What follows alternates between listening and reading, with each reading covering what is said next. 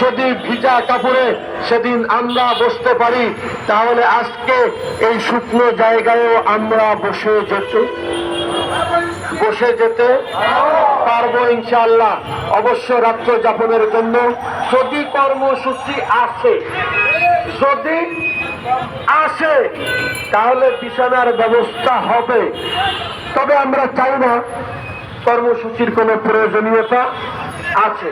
আমরা বিশ্বাস রাখি আমাদের যে প্রতিনিধি টিম যারা সচিবালয়ে গিয়েছেন, তাদের মাধ্যমে আমরা সুসংবাদ নিতে চাই না। আমরা সরাসরি আমাদের অভিভাবক, আমাদের দায়িত্বশীল যারা সংশ্লিষ্ট দপ্তরে আছেন, শিক্ষা মন্ত্রণালয়ে আছেন, আমরা সরাসরি তাদের মাধ্যমে ঘোষণা চাই। আপনারা কি বলেন? নাকি আমাদের কোথায় বাড়ি ফেলে দেবেন? সরাসরি আমরা আমাদের অভিভাবক, শিক্ষা উপদেষ্টা মহোদয়, শিক্ষা সচিব মহোদয়, আপনাদের কথা শুনলে আমাদের পরাণ জুড়ায়। এজন্য আপনাদের সাথে আমাদের অনেক শিক্ষক আছে, বছরের পর বছর চাকরি করেছে, অবসরে গিয়েছে, কখনো শিক্ষকদের সাথে সাক্ষাৎ হয় নাই।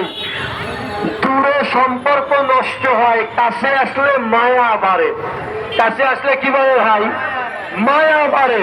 আমাদের প্রতিনিধিদের মাধ্যমে নয়, আমরা চাই আপনারা আমাদের অভিভাবক, দায়িত্বশীল, আপনাদের সুবুদ্ধি আছে এবং সেই সুবুদ্ধির বহিঃপ্রকাশ মাঠে এসে, স্টেজে এসে শিক্ষকদের সামনে ঘটাবেন বলে আমরা আশা করি। কথা ঠিক কিনা?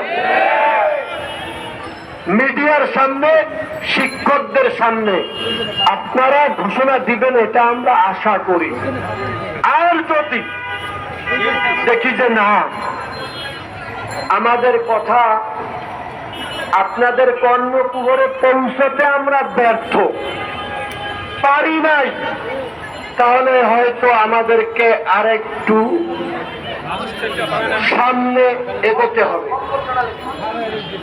তবে আমরা চাই না যে শিক্ষকরা কম্বল কিনুক,